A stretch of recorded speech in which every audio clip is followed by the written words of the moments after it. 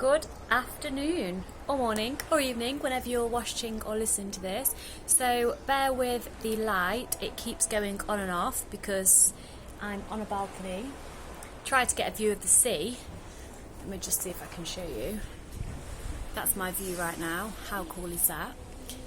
So, I've been asked to talk about motivation today, and you may think, which is what I used to think, that motivation comes from you scrolling through Instagram or looking online to get quotes or to look at somebody that you want to become or like the person you want to become to feel motivated.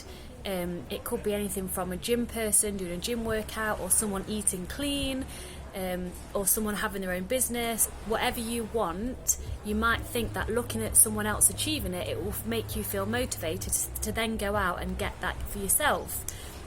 The problem with that is it's very short-lived, because motivation, when you're looking at external motivation, aka outside of yourself, something from the outside coming in, not the inside going out, it makes a big difference, because ultimately motivation to be the most powerful and long lasting comes from within. So what do I mean by that? The thing is, the biggest question I always ask my clients, and the most powerful question, is why do you want to achieve something? So if you want to become motivated to work out, for example, or to achieve a certain body, or to start eating cleaner, or whatever it is, the question you need to ask yourself is, why do you want this? And then, sorry, I'm trying to get comfy. And then you need to ask yourself why again, at least 2 more times, and then you'll find the deepest reason why you want to do something. So motivation, this is a step 1 that you need to do, is to think of your goal that you want to be feeling motivated to do, and then ask yourself why, and then ask yourself the answer to that question you've asked yourself. Ask yourself why again, write the answer down, and ask yourself why again. And the reason we do this is because when you have a really deep reason for doing something, it's a lot easier to do the steps and to do the work that's required to get to your goal.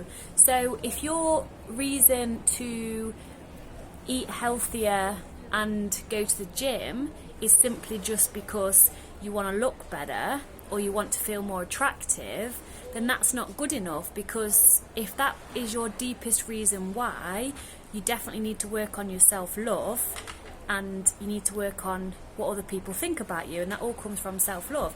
But if your deeper reason why is because after you've asked yourself why 3 times, and you found out that your deepest why is because you actually really want to find a relationship and you want to find love, and you feel that you won't feel confident enough, or you won't put yourself out there unless you feel a certain way in your body, or it's all more about a feeling other than just external, the way you look. So if you find that deep reason, you're more likely to get out of bed before work to go to the gym, or to maybe choose a healthier option.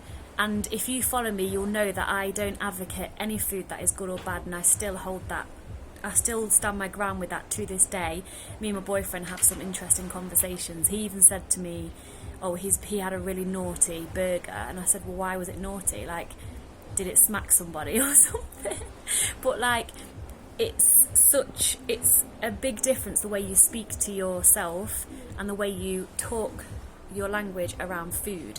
And he even said to me, something can get rid of stretch marks. And then I was like, well, what's wrong with stretch marks? And he was like, well, nothing. And I was like, well then. So anyway, that was just going off topic a little bit.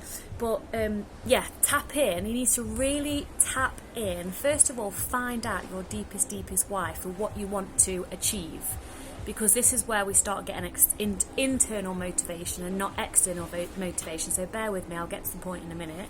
So once you've found your deepest why, you then need to really tap in to that feeling of your deepest why. When you achieve the goal or goals that you want to achieve, what will that feel like, and what will that look like for you?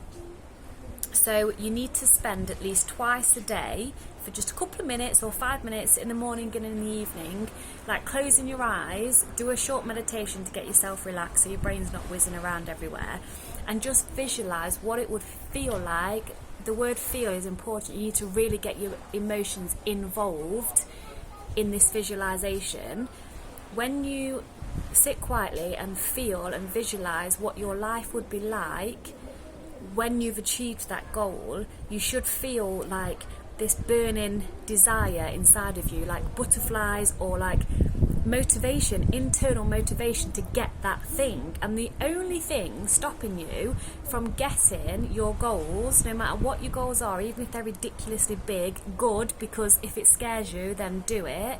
The only thing stopping you from reaching your goals is the steps that you need to take in, don't know why I'm doing this, in between. So this is where you are now, this is your vision, this is where you are now, these are your goals. The only thing stopping you from getting here is the steps and the actions you need to take to get there.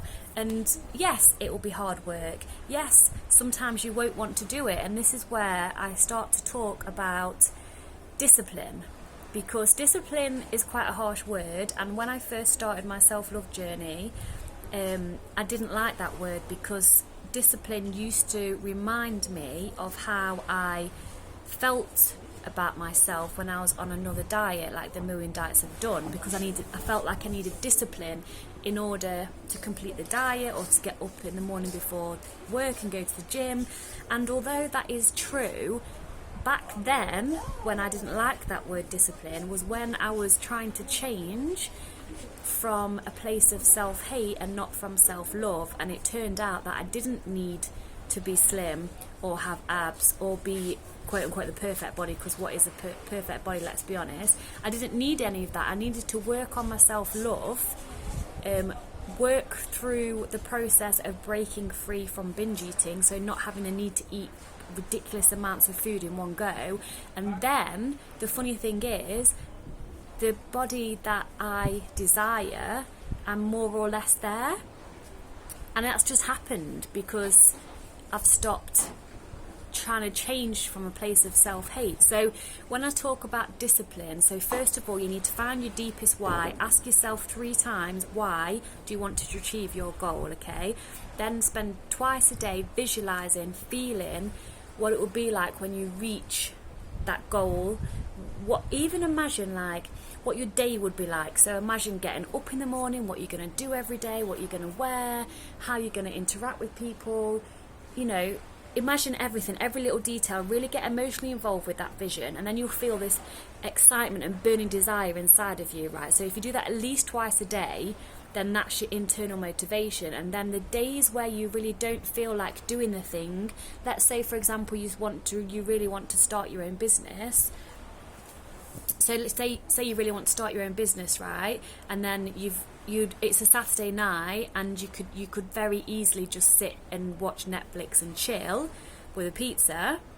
But you know that on your goal, because goal setting, I'll do another episode on that, something completely different. One of your action steps is on that Saturday night, because you've not done it in the day for whatever reason, is to write a blog post, or to contact somebody, or to do something that's going to take you towards your goal.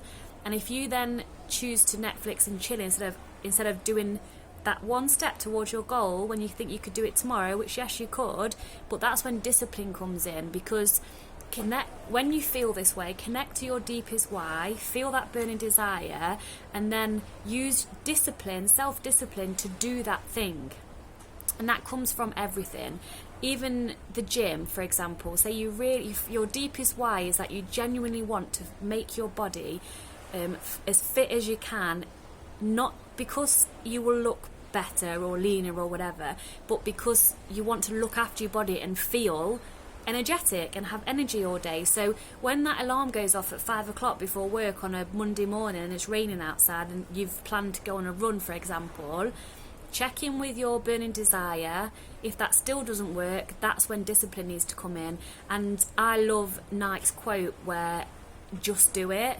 People ask me, like, how do you do this, or how do you do that? And my answer, do you know what, is just do it. Don't think about it, because when you start thinking about things, that's when your inner bitch likes to have a conversation with you, and she normally wins, because you subconsciously don't want to do it anyway, because you don't want to get your ass out of bed, and then you'll find all these reasons not to do the thing, whether it's a gym or the business thing, whatever it could be, or something to improve your relationships. You'll always find a reason not to, and that's when you do need to let go of your excuses. Understand that you're worth this, you're worth the work, you're worth the effort, and that's where internal motivation comes from. So everything always comes down to a choice, right? So first of all, again, I keep going over this, but your deepest why. And again, if you're listening to this and you're sitting there going, yeah, I want to be a size 8 or I want to be a size 10. Why do you want to be a size 8 or a size 10? Okay, and if it genuinely is because you want to feel good inside about yourself, and that's when you feel fit and healthier, or if it's just because you think you'll be more socially accepted, or you just feel more attractive that way, then you really need to stop and work on your self-love and your self-worth first. Because then, if you don't do that, which is I've learned the hard way for 20 years, you'll never get to where you want to be. Like I say, I'm not bragging or anything, and that's why I don't post bikini pictures even though it looks like I've got nothing on. I do actually have a bikini on right now. I don't post bikini pictures every 5 minutes, which is what I used to do on holiday if I was lean enough, quote unquote, but I don't do that anymore because it doesn't really matter to me, but I'm happy with my body.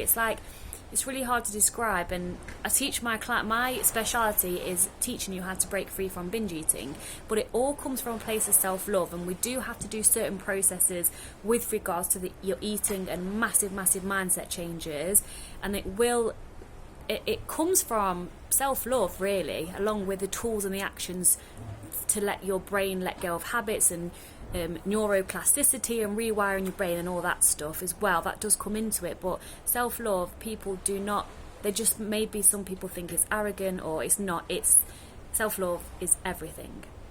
So let me just see if I've missed anything. Well, people tend to say that I really motivate them, and of course I'm so humbled when they say that to me, but the thing is, I don't motivate people, I help them find their own internal motivation to go and do the thing that they want to do. Like, I motivate so many people with regards to the gym because I'm so passionate about it, and I do it from a place of wanting to move my body, not because, oh, I've got to have biceps or shoulders or whatever. Like, I just do it because I like to move my body. I like to feel strong, and when you feel strong physically, for me, I feel strong in other areas of my life. I feel capable, and it just feels good to me. So because I'm so passionate about it, and I genuinely mean that, and I spread my passion and energy about fitness and body positivity onto others, I motivate people to be the best they can be because I'm being authentically myself, and then that also allows people to be themselves without the fear of being judged or anything like that. So yeah, it really humbles me when people say I motivate them, but no, what I do is I help them find their own internal motivation. So if you start scrolling on your Instagram or your Facebook, looking at fitness models or people that you aspire to be, whilst there's nothing wrong. Oh, there's a camel. I've got to show you this. I'm sorry if you're on a podcast, you can't see. Can you see the camel? I don't know if you can see the camel. I hope so. Sorry if you're on a podcast, you couldn't see that. But if you're on a podcast, check my YouTube video out, let's be honest. So I motivate people to find their own internal motivation. So if you're scrolling on Facebook and Instagram and you're just looking for people to, I'm repeating myself, but I got distracted by the camel.